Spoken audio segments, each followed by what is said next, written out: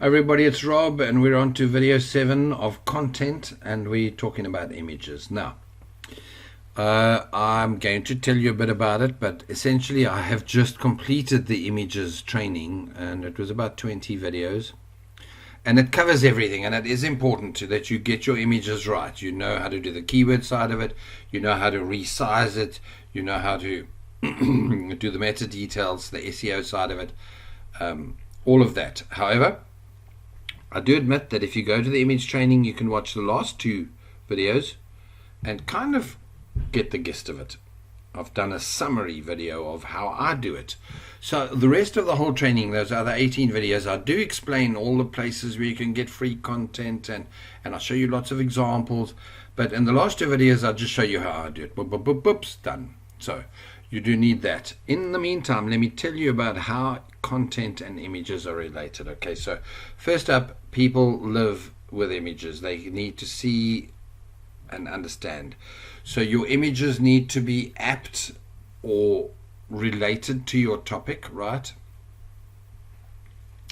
And that's important. So in other words, keyword relevant.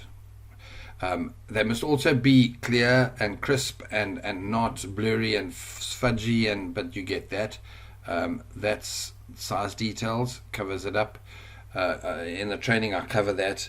If you're going to have a very, very big image and you put it down in a tiny little corner, you need to compress it and resize it, or you're just going to slow up your website.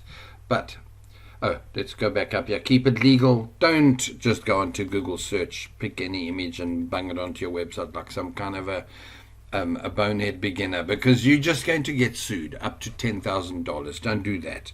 Follow my training on where to get free and legal images and use those. Okay, then you don't need to do meta details and resizing. But if you want Google to A, rank your page, and B, rank your images, you need to learn how to do those, and that is in the training, right?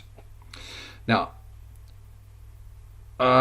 before I go, one thing, mix it up on page.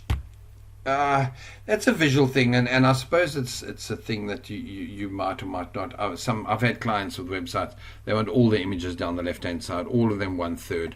I had a client the other day who was living in the 70s still. And I designed the whole website, and she was called in as a consultant after I designed the website, and she literally took her 70s ideas with a total lack of experience about online, but she brought her personal feeling of what a website should look like into it and changed everything back to the 70s. Well, not quite, but it felt like that to me. And so her theory was, I can't even tell you how bad it was.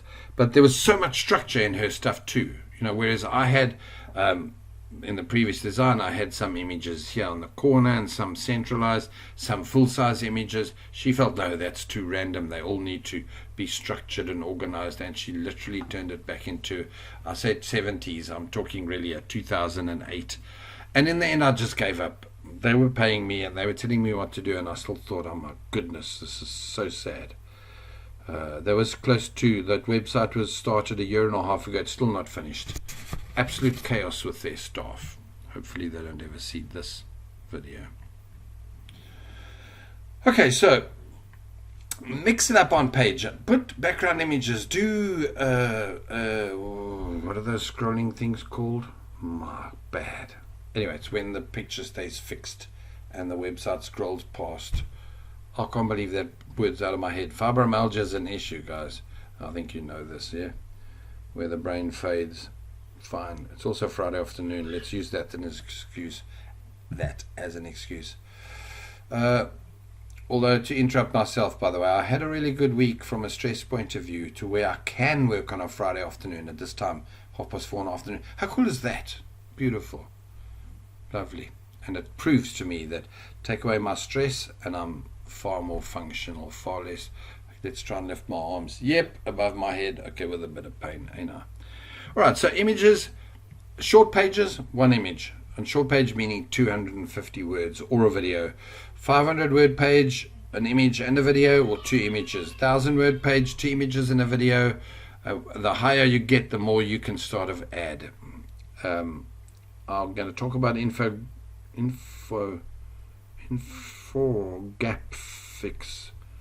Wow, how cool is that English? Infographics. Forget that spelling. Just put your thumb over that page on the section on the video, please. Actually, I'll do it like this.